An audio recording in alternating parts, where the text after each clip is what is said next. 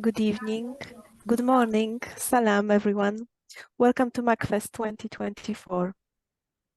My name is Katarzyna, I am a part of the MACFEST team. We're based in the UK and we would love to know where you're watching us from. So you can see we've got an option in the chat as usual to ask questions, to share your thoughts. First of all, say hello and tell us where you're watching us from. This is the Poetry and the International Modern Language Day event, and this is the first digital event for MACFEST 2024. So it's a very, very special event. And today's hosts are Neil and Donna Johnson, the head teachers from the Levenshulme High School. They will introduce and tell us a little bit more about themselves. They will introduce the super talented students and Professor Yaron Matras. So without waiting any longer, I'm going to hand over to Neil and Donna. Welcome, everyone. Good evening, good afternoon, good morning, depending on where you're watching. My name is Neil Johnson and I'm one of the head teachers at Levenshulme High School. I'm afraid my colleague Donna Johnson can't be with us this evening, but she sends everybody their warmest wishes and hopes, as usual, that this event will be a great one. We're the very proud head teachers of Levenshulme High School, which is based in Manchester in the northwest of England. We've been part of MACFEST since the beginning, and we're always really proud to celebrate the work of our pupils, but equally proud to showcase the talents of other young people and older people as well, who join us this evening on this very special event celebrating poetry and mother tongue language. Now, it's my great pleasure to introduce our chief guest, first of all, who is Yaron Matras, who is a linguist who specialises in the study of languages and dialects of the Middle East, German and Romani, and the study of multilingualism in urban communities. Until 2020, he was a professor of linguistics at the University of Manchester, where he founded and led the Multilingual Manchester Project. He now holds several honorary and guest researcher affiliations with UK, German, and Israeli universities. He authorizes numerous books and articles on various aspects of linguistics. His books, Speech and the City, Multilingualism, Decoloniality, and the Civic University, will appear later this year with Cambridge University Press.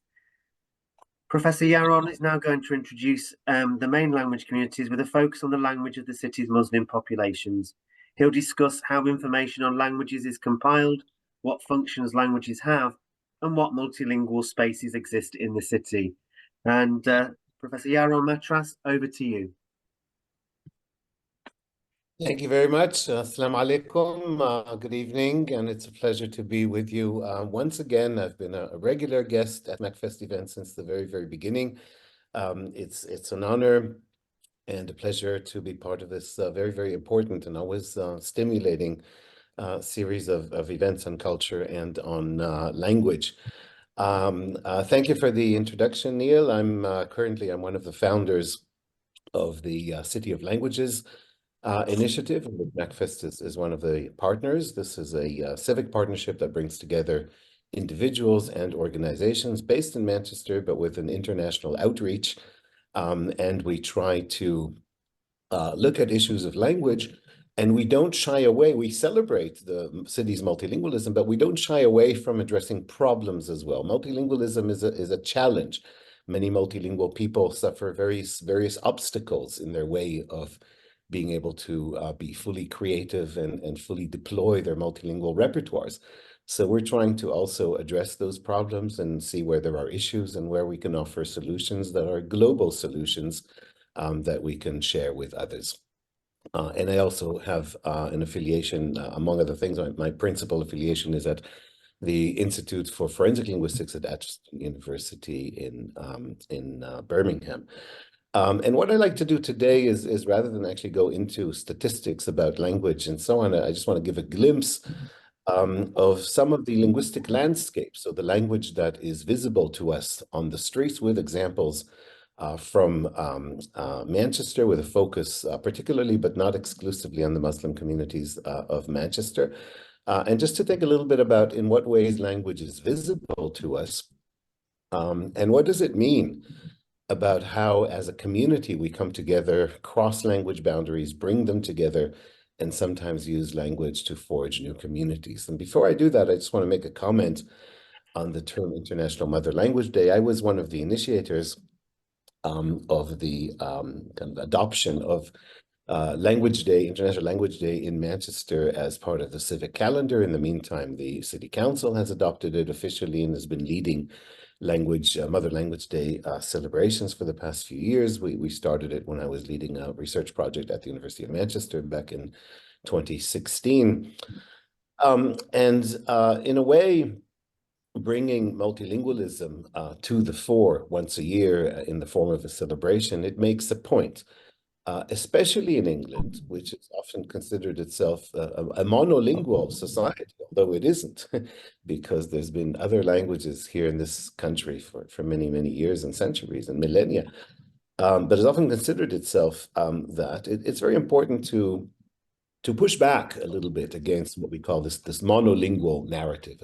There's only one language. And if only English is the common language and the only language to allow integration and so on. People sometimes think that using other languages excludes English. Now, we talk about multilingualism, and the word multilingualism means we have many languages. And holding on to your heritage language or languages does not mean that you boycott English, not at all. And some people interpret it that way. Some people see multilingualism as a kind of a deficient citizenship. And that's one of the things that we have to push back against. And in that connection, in the world we live in, mother tongue is a cute kind of term, and I don't mind, going along with Mother Language Day, and that's fine, that's established. But I think it also calls for some critical reflection. We had an event that City of Languages hosted just a few days ago, and Manchester-based poet and academic Anju Malik was speaking, and she said, I don't really like the term mother tongue because I have more than one. I have several mother tongues. There's father tongues, there's family tongues, and so on. So this idea to kind of essentialize, to kind of push you into a corner to say you only have one mother tongue, is also incorrect. We're in a pluralistic society, and we can embrace several languages in our society and in our communities. And that's exactly what I want to show. So if we can go to the first slide, or the next slide, please. Thank you. The largest language right now, the most fastest growing language in Manchester over the past 10 years has been Arabic. The number of speakers has grown by more than 50%. And Arabic is probably one of the most visible languages after English now in the streets of Manchester. But few people know that Arabic was brought to Manchester by Jewish immigrants at the end of the 19th century. They came from Aleppo, mainly in Syria, but also from other parts. They were textile merchants. And these two posters that you see here on the left, you see Arabic and English. And it is an advertisement poster from the late 19th century. I think it says 1875. Both posters are on display in the Manchester Jewish Museum as you enter. And this was one of the first commercial advertisements in Arabic in the city of Manchester. And on the right side, you see actually a trilingual advert, again, for another textile merchant, the Nahum family from Aleppo. And you see that it is in English and in Hebrew and in Arabic. So these multilingual repertoires coexisted in Manchester well over 100 years ago, the first to introduce Arabic into the city. And I think in times like this, and this is one of the reasons I wanted to open both because I think not many people are aware of this, but also because it gives us a nice kind of gentle reminder that boundaries between communities are not inevitable.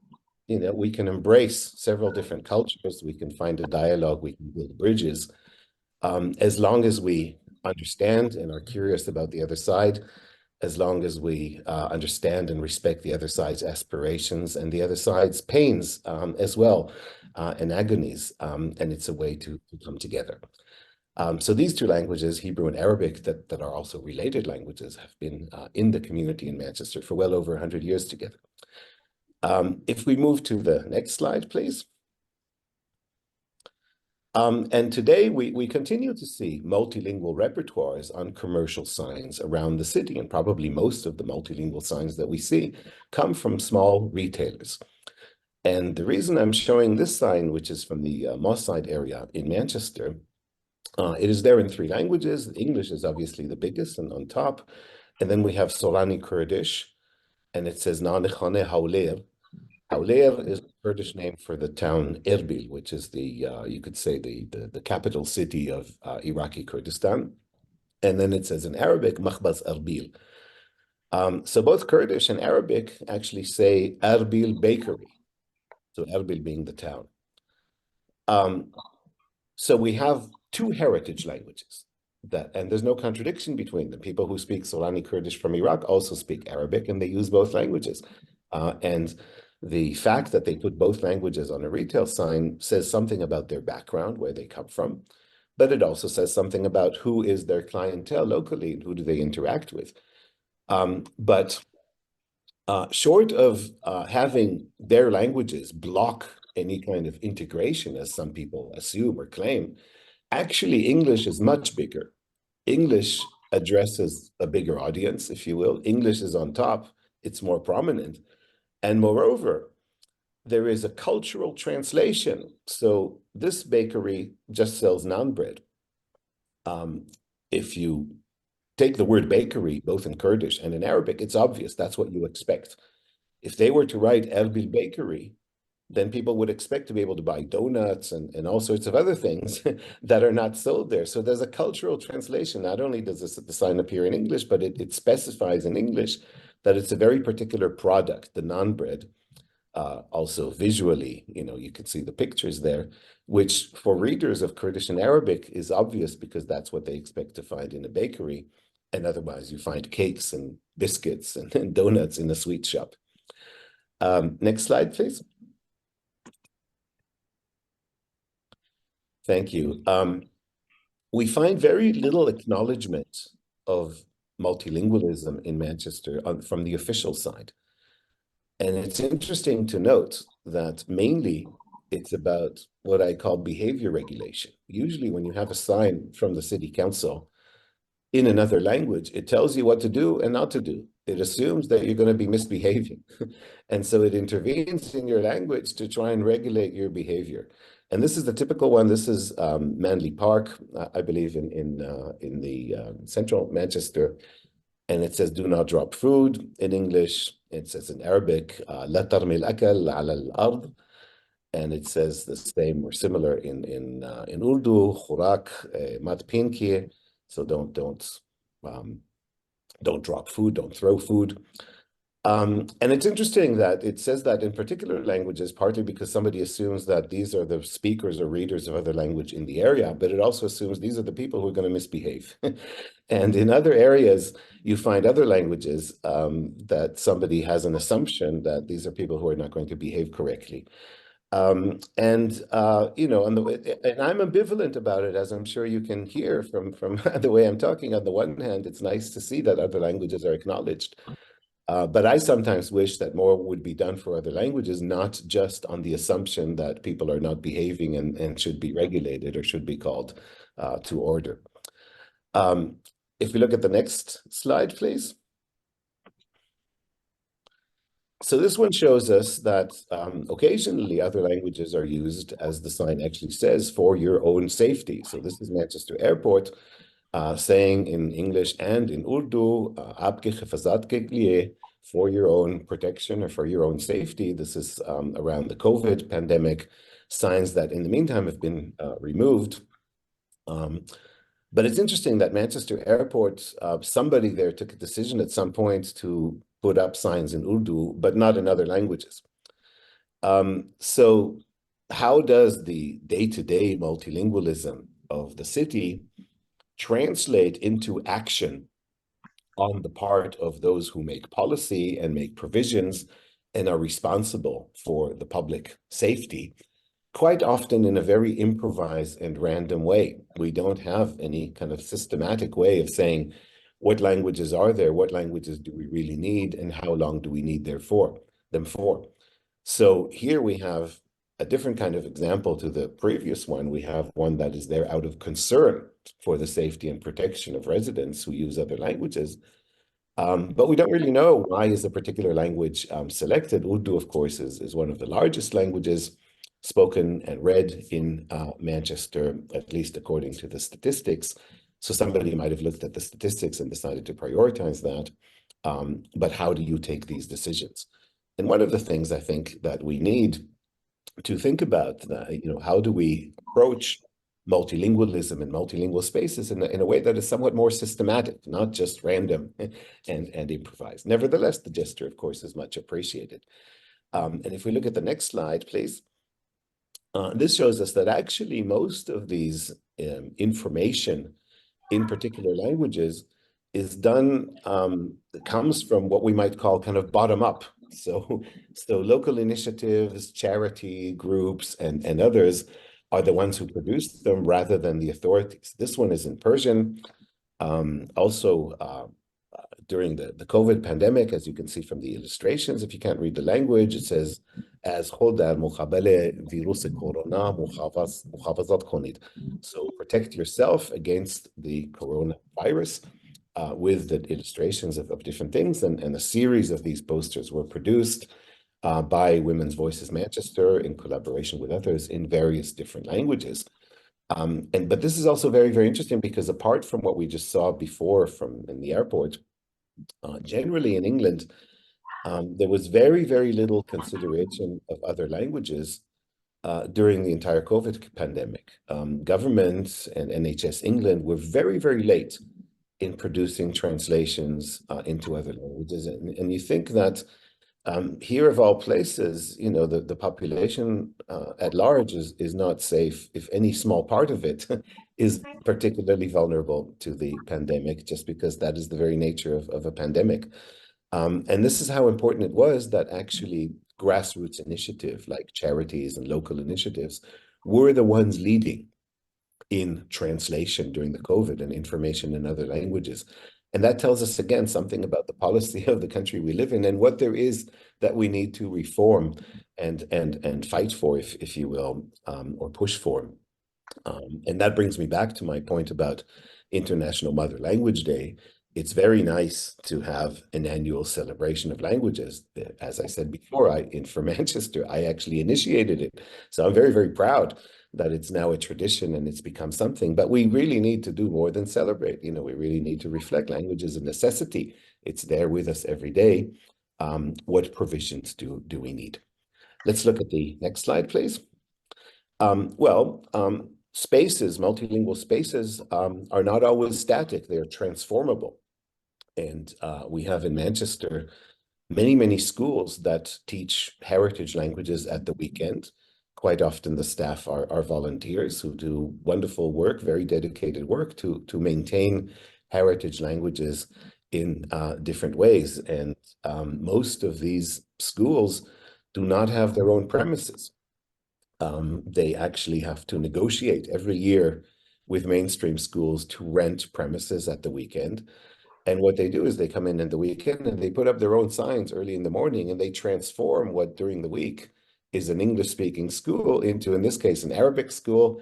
It says, Ahlan bikum fi Saf Rawda, so welcome to the preschool class, and then marhaba, hello, in Arabic. But these signs are everywhere in the school, and all of a sudden for a day, the whole school is transformed simply through the signage and the presence into another multilingual space. And again, that's done kind of bottom up. And though schools like this, supplementary schools as we call them, or weekend schools, do really a wonderful job in Manchester, once again, I think we should think about, why is it that it needs to be done at weekends? Why is it that it needs to be done by volunteers? Why is it that it needs to be done by renting premises? Why do we not have a system whereby we incorporate these languages into the regular curriculum? Why is it that we can only take French and Spanish in most schools? Very, very few schools. I believe there's only 3 or 4 schools in Manchester that teach Urdu and Arabic, and fewer, or if at all, that teach Polish and other languages. So why is it just delegated to the communities? Why don't we have authorities in charge of education take responsibility for the multilingual society that we are and the multilingual heritage, because it's not just culture and performance, it's also our day-to-day, our connections across generations, who we are, and our confidence. Next slide, please. And this again shows you that some languages are hardly visible in the day-to-day. If they don't have large communities and many retail outlets, we don't actually see them. But this is, again, the importance of events like Mother Language Day. We have public displays of languages. People come in this case, there was a kind of a game outdoors where families were invited to put up a small sign or note and write something in a language that they use. And here somebody wrote, Man Turki Bilirem. Man Turki Bilirem, both in Arabic script or Persian script, and in Latin script, and then in a translation, I know Turki and Azeri. So you see that displaying your language is itself already something that has multiplicity in it. So they're choosing two different scripts, two different writing systems to write in their language. And then they're translating it into English. And when they translate it into English, they're using actually two different words to label their language, because they call it Turki, but they know that many people refer to it as Azeri or Azerbaijanian. And that's, I think, very symbolic for this inherent flexibility, what multilinguals do. And there's a lot of research in a domain that we call psycholinguistics. So this is the interplay of psychology and language studies. And we know that especially children who grew up with more than one language have an extraordinary ability to be flexible, more so than average children who are monolingual, because growing up with two languages from an early age, having to decide spontaneously through, your natural socialization, which language are you going to choose now and with whom, gives you that ability from a very young age to compartmentalize, adjust to different situations. So it's an asset, not just in the actual verbal sense that we see the kind of vocabulary that people know or the cultural concepts that they know, but also in terms of the cognitive ability to manage your interaction and your thinking. And people, when we give this opportunities for example, Language Day celebrations, a lot of this comes out to the fore that we're not often aware of in the day-to-day. And here again, once again, a language that we don't otherwise see on the streets of Manchester. I'm not familiar with any institutions or retail outlets or anything that display Azerbaijanian. And that's one of the reasons why these celebrations are, in fact, very, very important, because they give at least the opportunity for people to come out and showcase and be there and be present. Next slide, please. So this is my final slide that I'd like to conclude with. And my remarks on this are about how bringing together languages actually even forges new communities in some ways. Communities is sort of a vague kind of concept, but communities, people who come together to do things together. This is a butcher shop in Whalley Range in Manchester. And it has a sign which is very common. You find very similar signs like this in many butcher shops, Muslim butcher shops across Manchester. And at the very top, it has the blessing in Arabic, Bismillah ar-Rahman ar-Rahim, which if you know Arabic, you may notice that there's a slight error there. Actually, on the very first letter, the vowel sign is a fatha when it should be a kasra. So it's above the letter. It should be below the letter. But, letting that go, of course, what that says, it's an appeal to everybody who's learned at least some liturgical Arabic and has learned to pray in Arabic and is familiar with the sign. So it's the broader community of people who practice Islam or have some exposure to Islam in their socialization. And it invites them, of course, to know that, the product that they get here, the produce that they get here is compliant with Islam, and also invites kind of a broader community.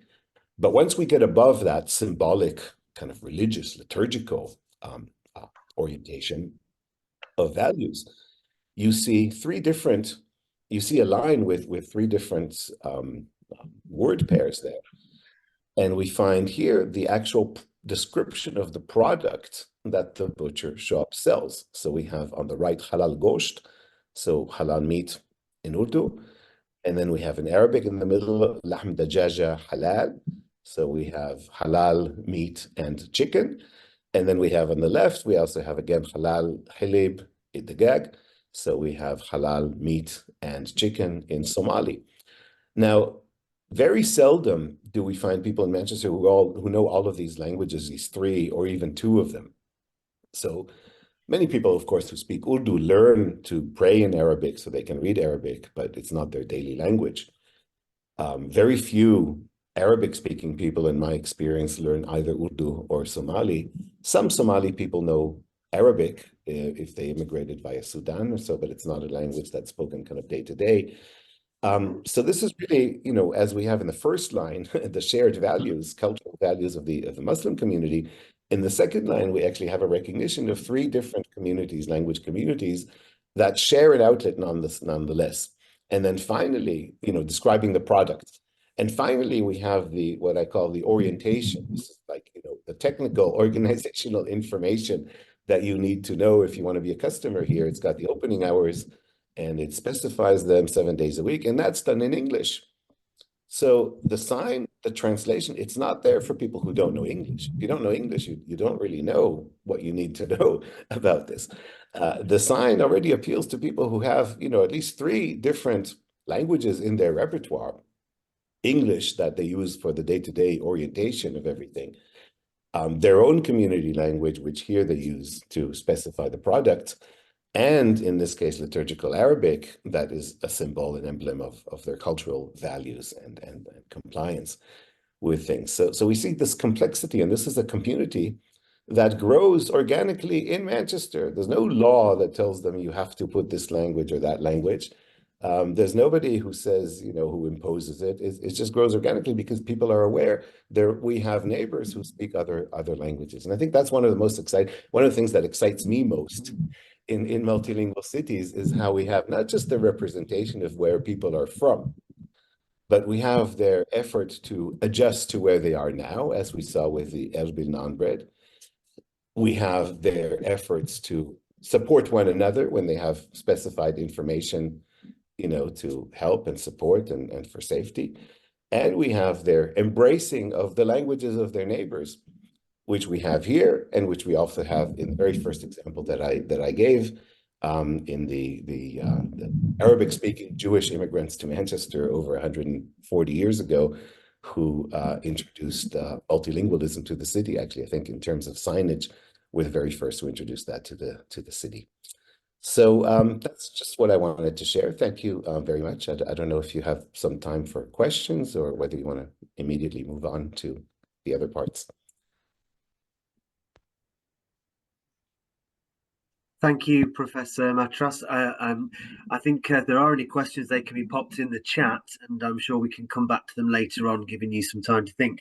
I think for me, some things that I would like to pull out was the notion of finding bridges, which I thought was a beautiful illustration, a figurative language used to describe the power of languages reaching across difference or distance, which I think at this particular point in time is something that's really important. Boundaries are not inevitable was another quote that I wrote down whilst you were talking, which I think is absolutely key, and language plays such an important part in doing that. So thank you for sharing just some of your vast wisdom and insights into language and how they're used in our wonderful city of Manchester. It's now my pleasure to introduce our next guest, who unfortunately can't be here, so I'm going to speak on his behalf. And then hand over to one of his pupils. And that guest is a colleague, John Clawton, who unfortunately can't be with us this evening because he's stuck in Calais. So he's nonetheless sent a letter, and I'm going to read it verbatim for us all. He says, "I'm sending this from the ferry terminal at Calais. Don't ask me why I'm in the ferry terminal at Calais. That would take all evening. Even from such an unlikely location, John says that he'd like to thank Kezra Shiraz for two reasons. First, he says for inviting him to take part in this event and MACFEST, and secondly, for the support and interest that Kezra has shown in the language project Whalley, on which he has been working. He says that he's an unlikely person to contribute to such an event which celebrates multilingualism. After all, the only languages that he speaks are English, and the only ones that he can teach are Latin and ancient Greek. However, he has a story to tell, and he says in 1970 he was a boy at King Edward's School in Birmingham, whose most famous pupil was actually J.R.R. Tolkien, invented languages. In 1970, there were 700 boys in the school, and 697 of them were white. 36 years later, in 2006, John returned to be the head teacher of that same school. And when he returned, there were 800 boys, of whom 400 were not white. By the time that he left in 2016, the percentage of boys from migrant families was 75%.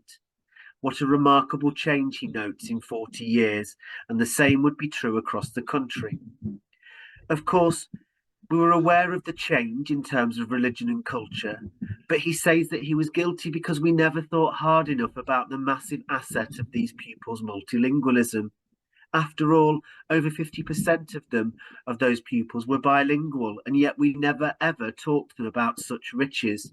Instead, they were taught French and German and Spanish and Italian and Latin, and if they were really, really clever, Greek.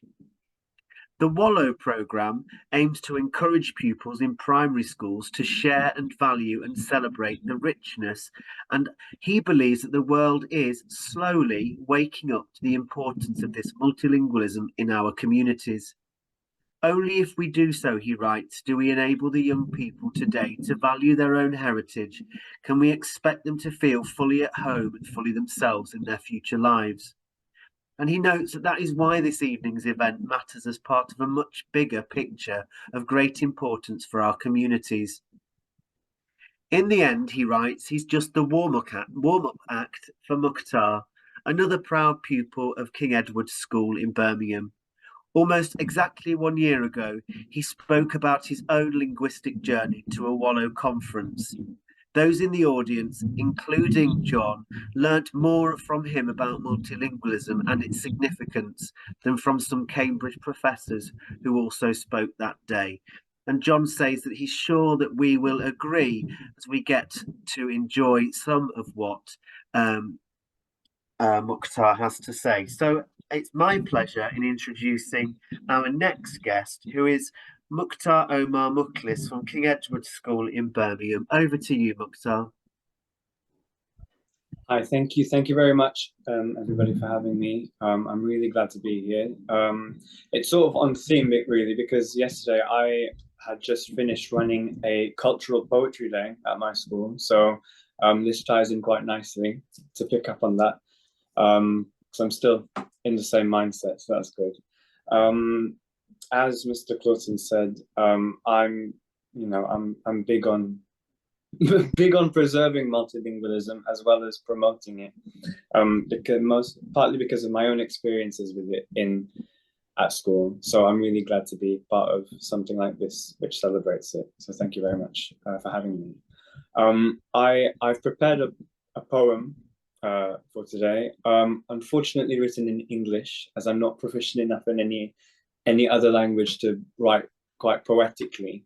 But I've written a poem about my culture, my heritage, and my language, and how being connected with that and trying to get more connected with that makes me feel more in touch and in tune with my family, my relatives, and the countless generations of predecessors who came before me. So I'll be reading that, if that's okay with everybody. Some speaker of an ancient language has spent ever so long chiseling away at its divine rock. A work of art so craggy and refined sat in my hands, cupped by mortal palms. How long did it feel like when it was boring out stone to make room for your eyes? How hard was it to keep quiet when it made your nose a funny shape or left its scratchings in the sides of your cheeks? From way up high, it nips and tucks and pulls at your skin, each ebb of its fingers jerking your eyes into a blink, each shiver of its arms making your mouth give way to laughter. 9 months and a melding of flesh and blood to fashion it together, and now here it is. Here you are. This work of art, monolith of divine earth, ancient clay laying in my lap, letting human touch run along your winding valleys, dirty your ether mask.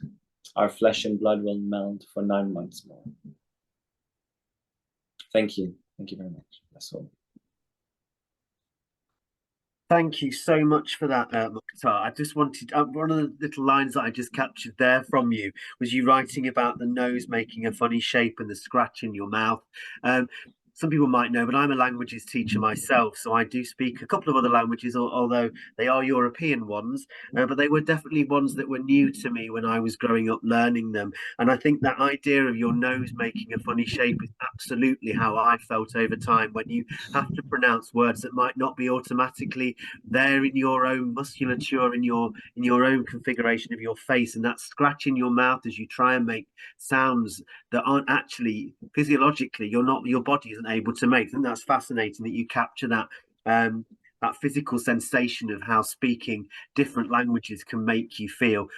Absolutely outstanding piece of poetry there, and thank you for that contribution. I know that your former head teacher will be extremely proud of that contribution that you've made. So thank you very much for that.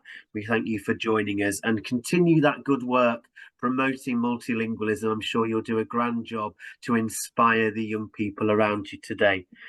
I'm now going to hand over to my colleague, who is Mr. Masood Hashmi, who is our Urdu teacher at Levenshulme High School, and he's going to introduce some of our pupils who are going to share some of their work.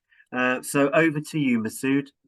Okay, thank you very much, Neil. And I would like to congratulate the MACFEST for organizing this year's event, and big opportunity for us as well. So I would like to thank for that as well. So now I would like to, first of all, I would like to call Hasna Raza, who would like to recite her favorite poetry to celebrate her mother tongue. Over to you, Hasna Raza. Hasna, you there? Yeah, I am. Okay, thank you. Hello, everyone. My name is Hasna, and I'm from Levenshulme High School. So I'm gonna read a poetry by a really famous Pakistani poet. His name is Mirza Asadullah Khan Ghalib, and after him passing away, so, after so many years, he's still known as a really big and inspiring poet. So, shall I read it now? Yeah. हजारों ख्वाहिशें ऐसी कि हर ख्वाहिश पे दम निकले, बहुत निकले मरे अरमान निकले, लेकिन फिर भी कम निकले. One life, 1,000 wishes, each to die for slowly. Many of my wishes were fulfilled, but still few were fulfilled. इनके देखे से जो आ जाती है मुंह पर रौनक, वो समझते हैं कि बीमार का हाल अच्छा है. From seeing her, the radiance that comes upon the face, she considers that the sick person's condition is good. ना था कुछ तो खुदा था, कुछ ना होता तो खुदा होता.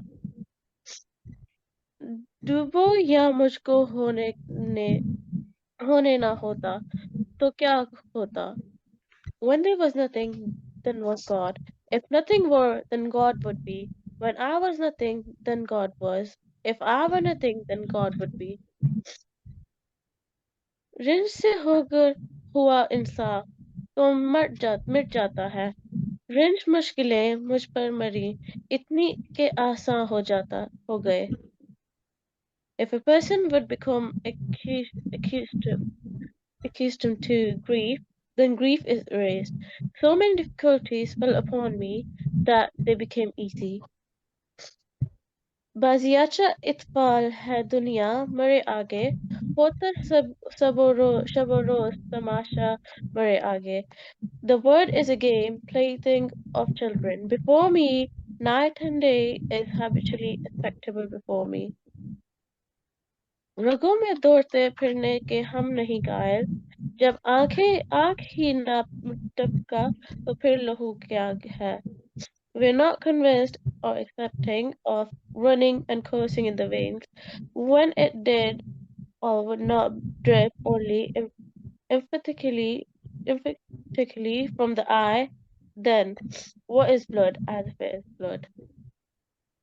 Okay, thank you very much. Now I would like to give opportunity to Huneza Ali, who would like to talk about, give a poetry about multiculturalism. Huneza, are you there? Yeah. Assalamu alaikum.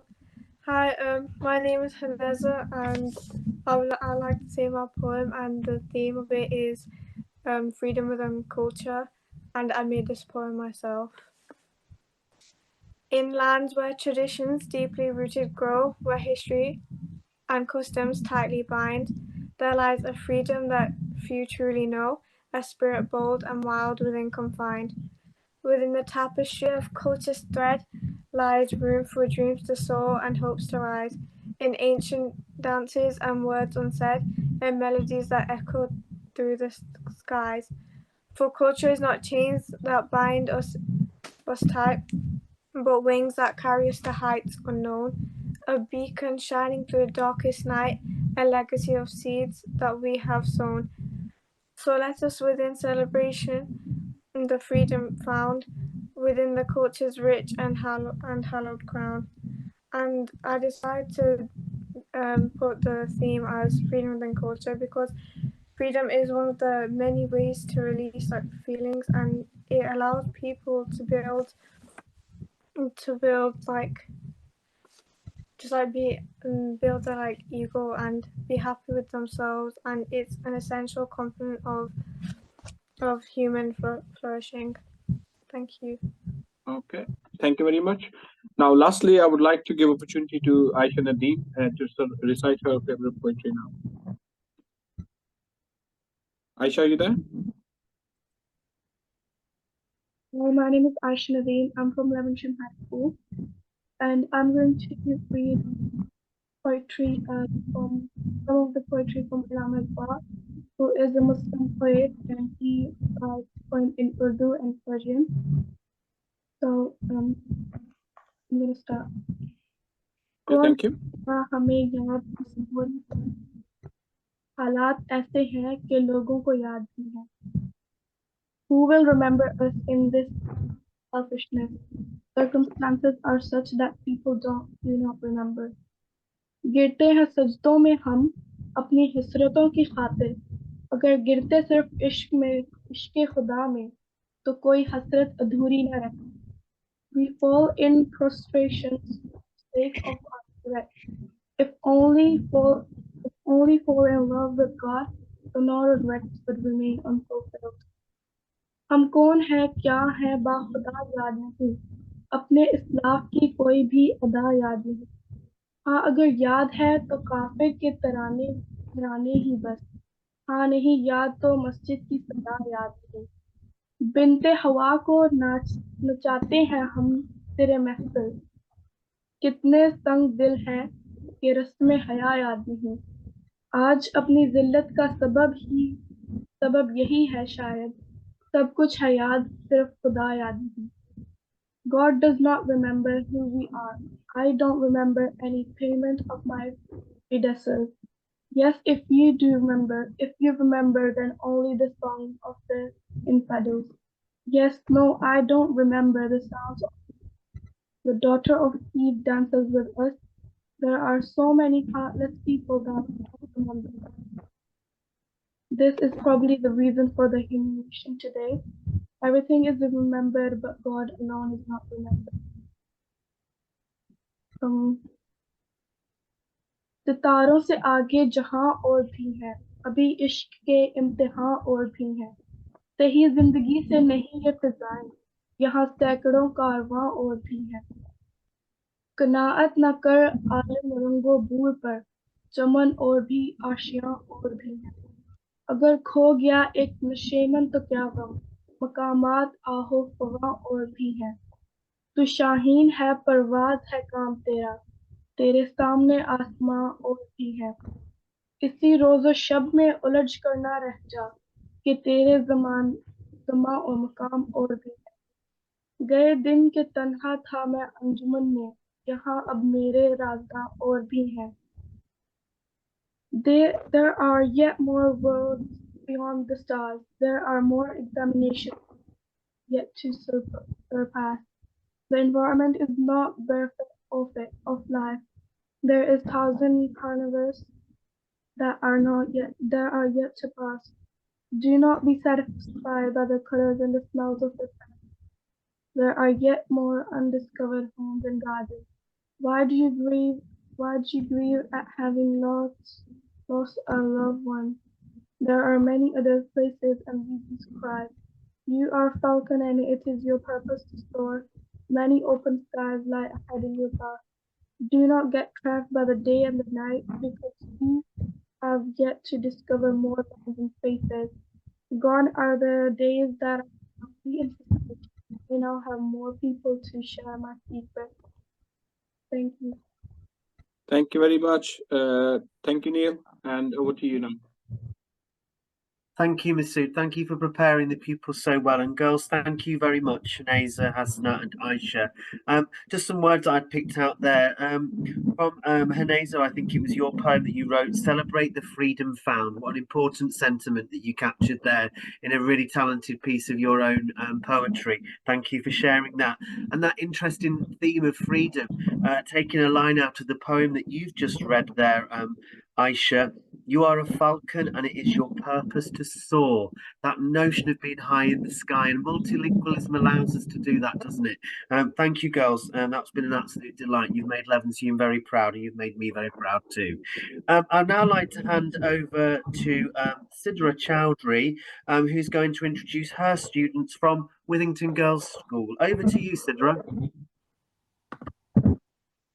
Thanks, Neil. So hi, everyone. My name's Sidra Chowdhury. I'm an English teacher at Withington Girls School, and I've been doing MACFEST for the past 3 years. It's such an amazing event. And today we've got 2 students who will be performing poetry for us. So we've got Donia and Kaya, and they're both in Year 9. We were actually given the brief of writing poems that focus on environmental issues and climate change. The girls' poems really do focus on that. So I think I will first start off with Donia. Donia, are you there? Hi. Yeah. Hi. Yeah. You want to I'm go Donia. So this is my poem on environmental issues. It's called The Venomous Veil. I once saw the world clearly through inquisitive and pure eyes. Eyes of heaven, where the sky was bright and clear, where the stars shone in the darkness, a beacon of hope for the future. A future where the world would stay round, where the birds would sing every morning. Now I cannot see. I cannot see the hope there once was. I cannot see the sky anymore. There is nothing to see when the sky is shrouded in a cloud of smoke that consistently warps and breaks through the prosperity and contentment of us as people who only want a place of security to reside in. Plastic has obscured my vision, taken away from the joy I felt as a child. How can one be joyous when the world is dying? Slowly, but surely, dying. We've no hope, no stars to wish upon, less sun to walk on, more stress to sleep on. Wrench my heart out and lay it on top of the sea so we can walk once again. Tear out my lungs and plant them in the soil so we can breathe once again. Prise my eyes out so I do not have to bear the sight of what has been done. Seize my brain so I do not have to bear the thought of what could have been. Peel off my skin so I do not have to feel the heat of another day. I beg you. Thank you. Thank you, Donia, for that. So Dania's poem really focused on plastic waste and the usage of plastic and how it's destroying our planet. So I'll now move on to Kaya, and I think Kaya is going to read her poem. So if you're there, Kaya. Hi, my name is Kaya from Withington Girls School, and I'll read a poem that I wrote called The Forest. She was perfect, her arms embellished by the golden thread gifted from God. Her legs stood firm yet attentive within the evergreen mosses of nature, her hair freshly combed by the breeze, running its dainty fingers through her strands. Nothing could stop her. But perhaps tomorrow, vile creatures invade her land. They hunt and they crawl, they sneak and they stall. All those filtered beams of hope, the laughter, the tears, and suddenly life is just gone. Thank you. Thank you for that, Kaya. So yeah, Kaya's poem was really about how we as humans are sort of destroying the planet. So yeah, wonderful performances from our girls. I'll hand back over to Neil. Thank you. Thanks, Idra, and thank you, Donia and Kaya. They were really inspiring poems, and just yet another benefit of language, isn't it? You can communicate all sorts of messages, and these two we've just heard are really powerful messages about the environment and how much we really do need to start taking more care of it. So thank you.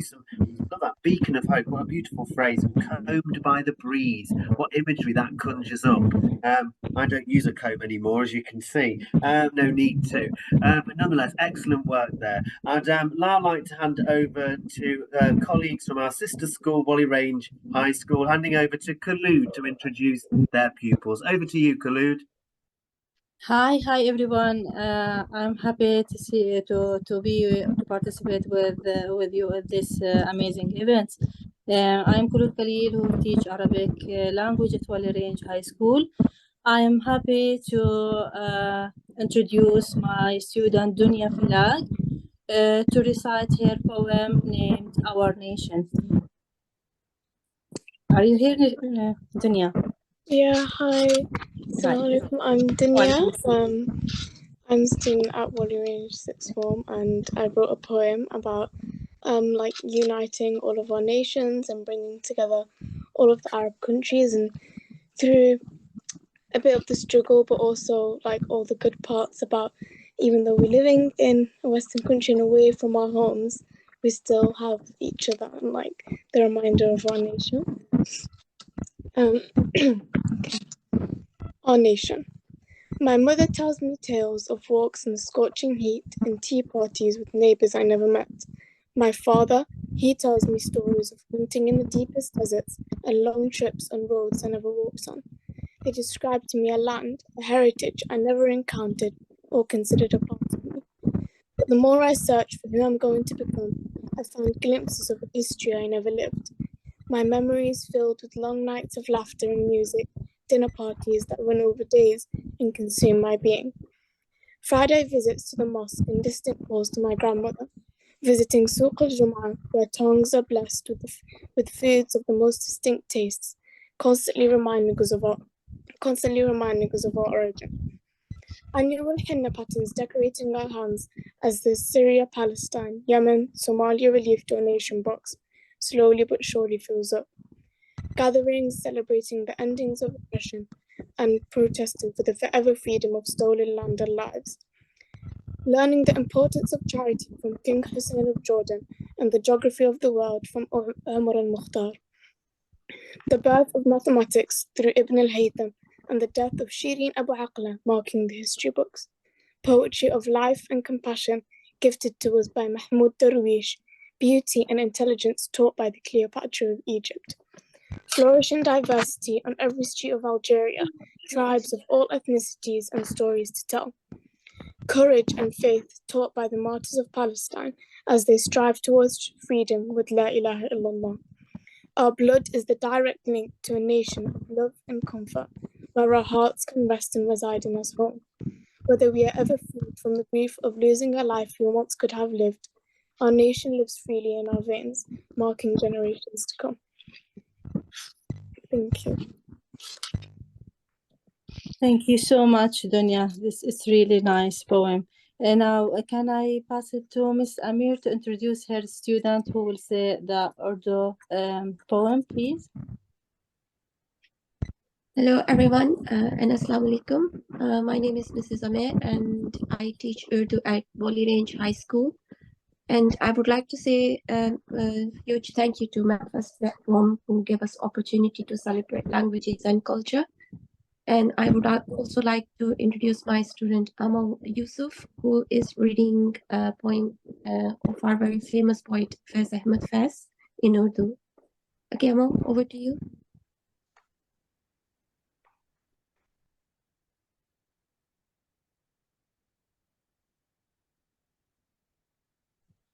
Hi everyone, my name is Amal and I'm going to be reading a poem by a very famous poet called Faiz Ahmed Faiz, and the poem's name is Mere Dil Mere Mustafir.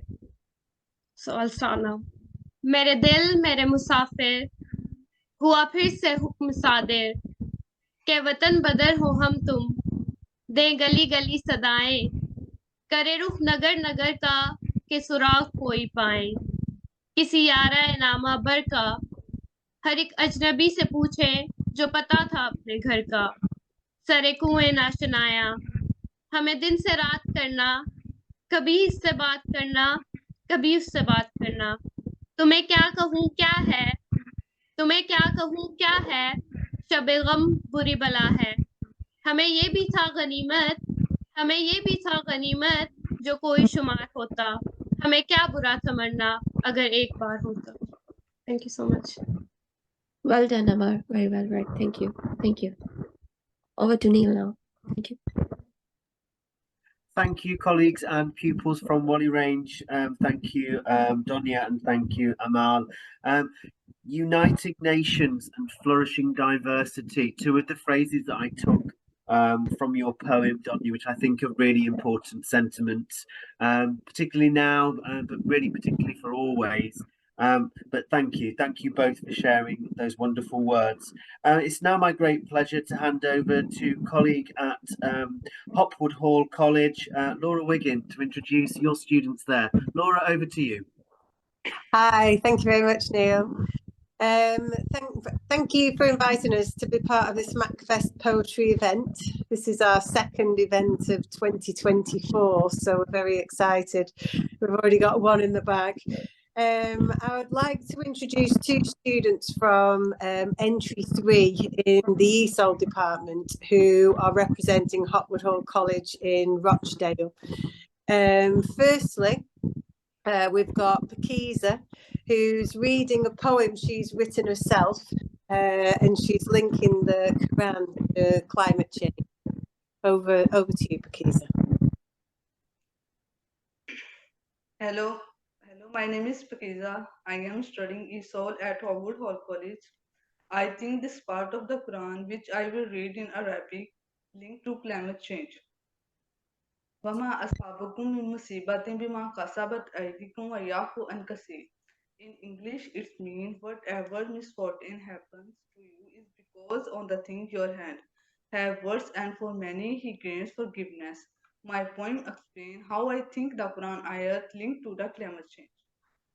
Climate change affects us all, and one day we will pay. It's killing the things that are close to our heart.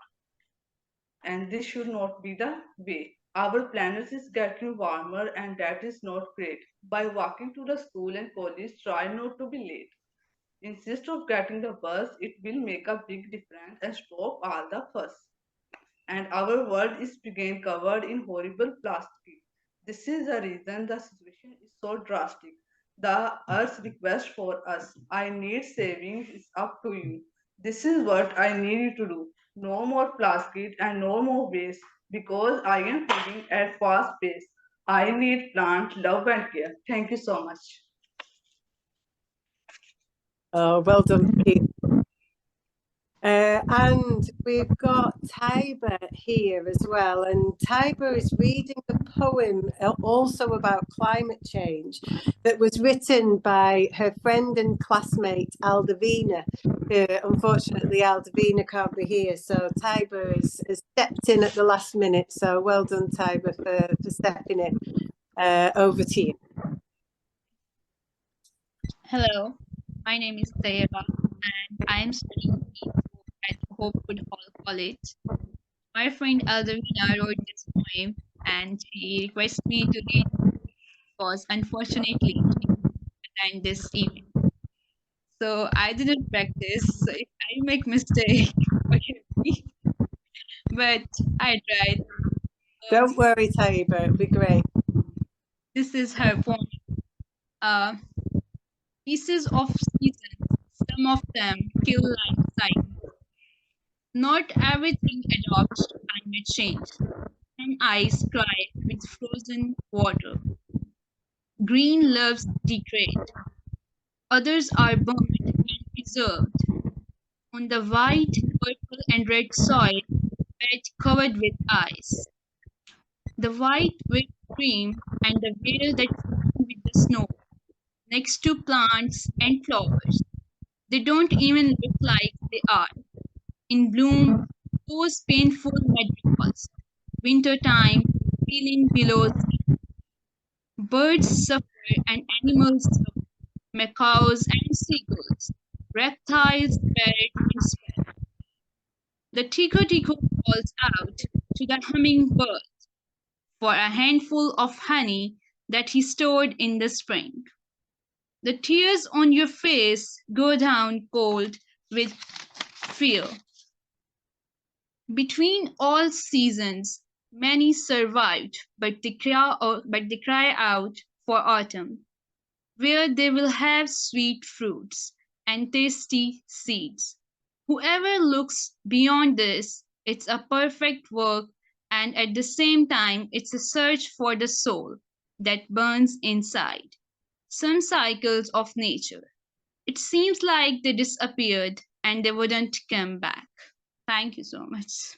That's Oh, well done, Taiba, and well done, Pakiza. And I'm so proud of them both because Aldavina and Pakiza wrote those poems themselves, and they're entry 3 ESOL students. So even though it's like Mother Tongue Day, they wrote it in the second language. So yeah, really proud of you, and thank you, Taiba, for stepping in.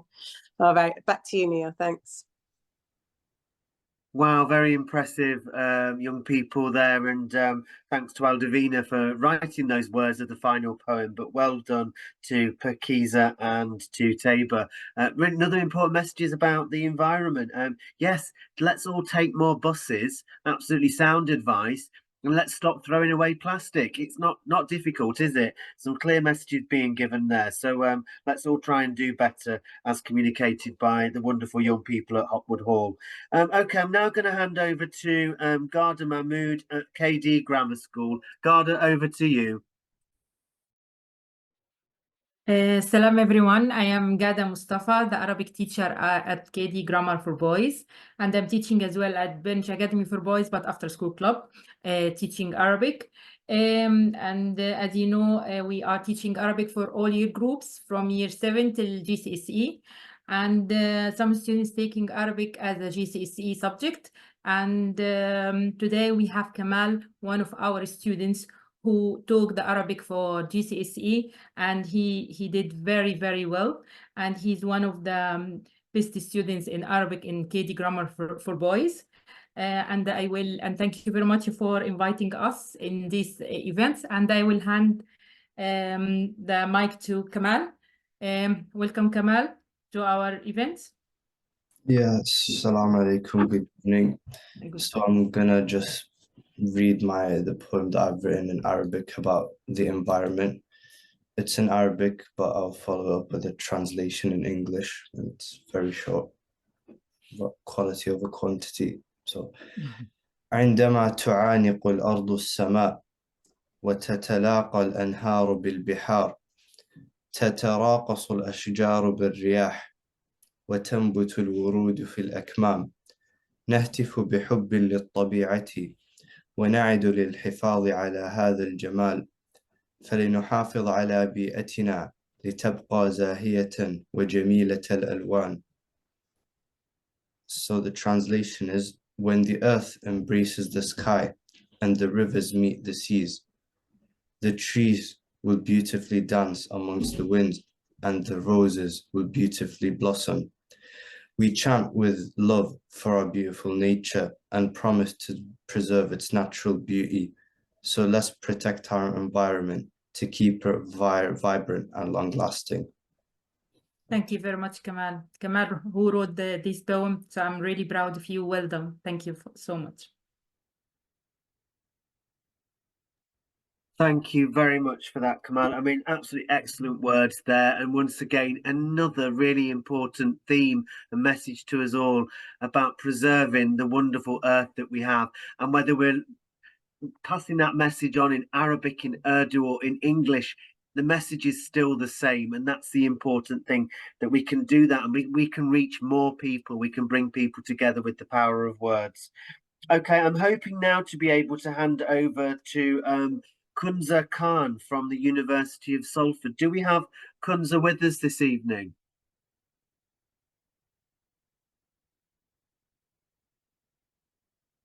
Hello, it doesn't look like we've got Kunza with us Yes, this we afternoon. have it before. No, not now. No, no. Oh, okay, well, I tell you what, I'm just going to wrap up and try and capture some of the flavour of what we've had the joy of listening to as I scan back through the notes, and it's been an absolute joy to celebrate multilingualism this afternoon with everybody. And if we go right back to the beginning and some of those key messages that Professor Matras shared with us, and we looked at those different images of languages over time being written side by side, multilingualism in operation in Manchester for many, many years, be they for very perfunctory matters like don't drop food, or put your mask on in times of a global pandemic, or be they for advertising what's on sale in a butcher's shop. Nonetheless, they communicate messages that bring us together.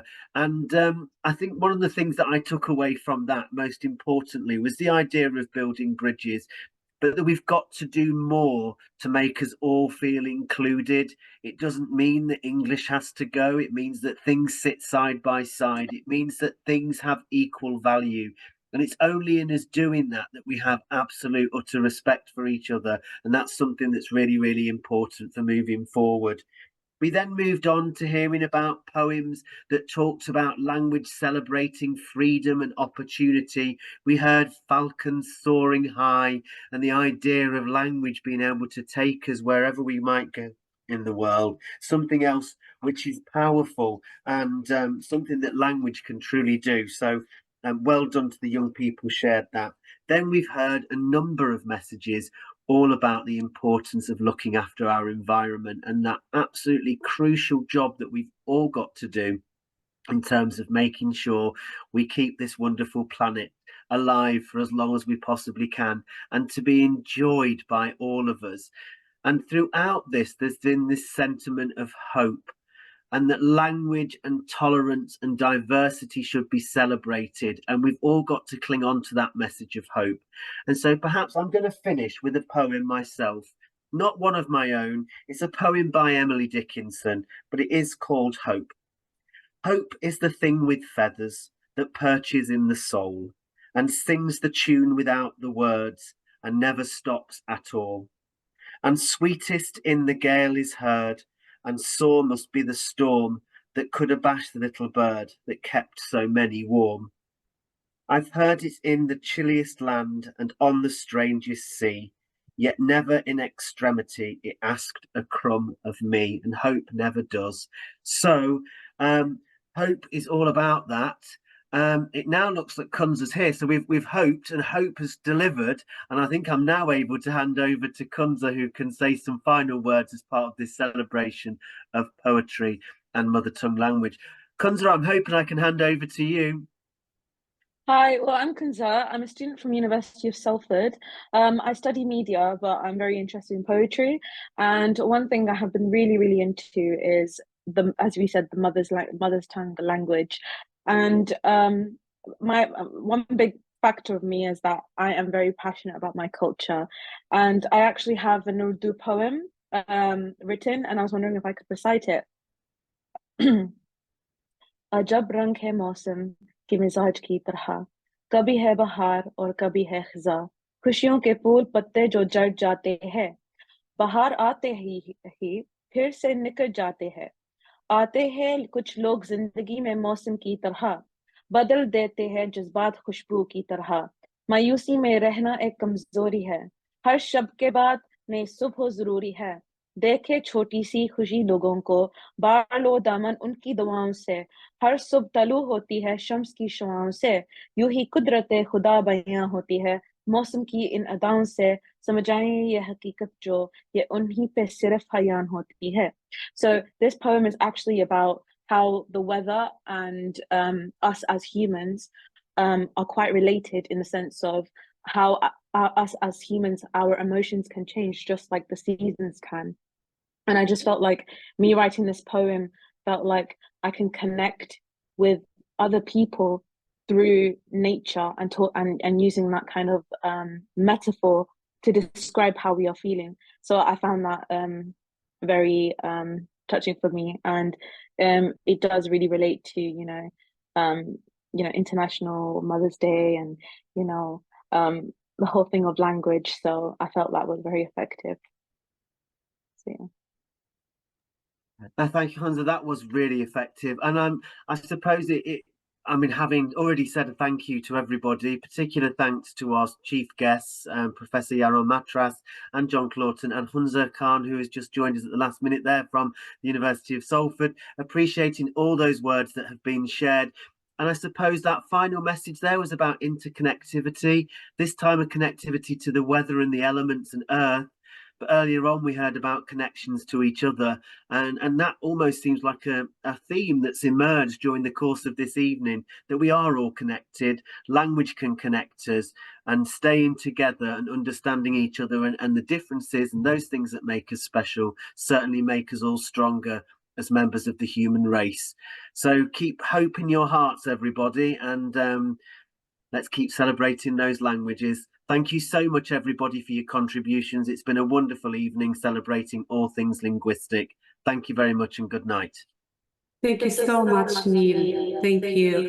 The last message is, I want just to thank personally Dr. Yaron about sharing his valuable presentation of the power of languages. It's enabled communication, sharing of information, and the expression of thoughts and emotions. When it's come to embracing our mother tongue, it's like reading and writing, poetry can be transformative. It's allow us to explore the sounds of feeling, of course, of words and communication. Through messages, as you mentioned before, Neil, about the powerful message through the languages. It's such amazing thing. And I want to thank all the teachers, Raza, Laura, Hashimi, Neil, for hosting the event today, and Sidra for amazing, supportive way to your students. And thank you so much for Tom, our technical host. Thank you so much for Katie. Thank you so much. And join us for our next event in opening ceremony, the 2nd of March. And welcome to everyone. Thank you so much.